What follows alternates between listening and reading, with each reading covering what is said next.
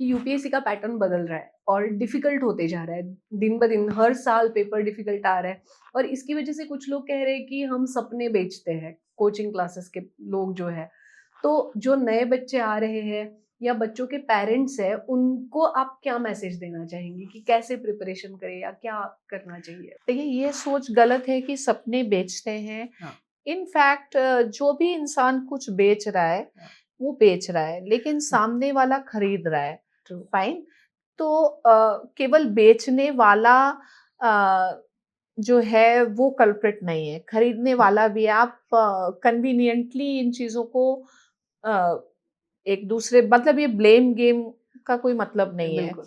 और मैं तो ये कहती हूँ और मैंने ये रियलाइज़ किया और शायद बच्चे भी इस बात को रियलाइज़ करेंगे कि मुझे बाकियों का नहीं पता, लेकिन जब वो हमारे क्लास में आते हैं, तो वो ये बात कह के जाते हैं कि चाहे वो ग्रेजुएशन हो या पीजी हो, उन्होंने कभी भी इतना नहीं चीज़ों को समझा, इतना नहीं पढ़ा, इतना नहीं सीखा जो इस बिल्कुल। क्लास में उन्होंने जी, जी, सीखा। जी। और जितने भी बच्चे जैसे जब फेयरवेल होता है जो लिख के जाते हैं, वो हमेशा यही लिख के जाते हैं कि पॉलिटिकल साइंस के बियॉन्ड हमने लाइफ स्किल सीखे। जी, हमारा चीज़ों को देखने का एक नज़रिया बदला। बिल्कुल। वो जो है वो एक बहुत बड़ा अचीवमेंट है। ट्रू।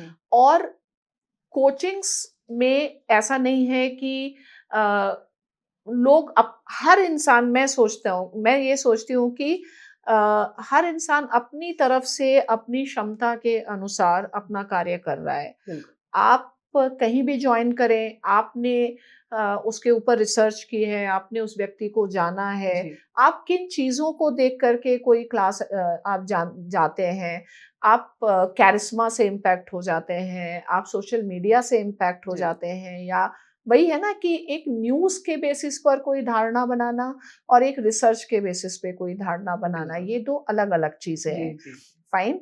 और नेक्स्ट है कि बात सपने बेचने की नहीं है।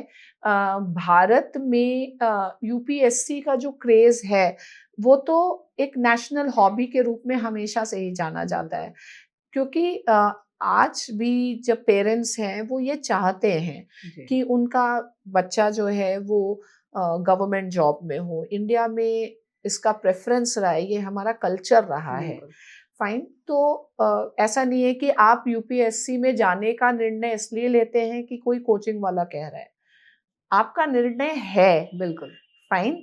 और आपने वो निर्णय लिया जैसे कि एक मार्केट में जितनी रिस्पॉन्सिबिलिटी एक प्रोड्यूसर की है, उतनी ही रिस्पॉन्सिबिलिटी एक कंज्यूमर की भी होती है।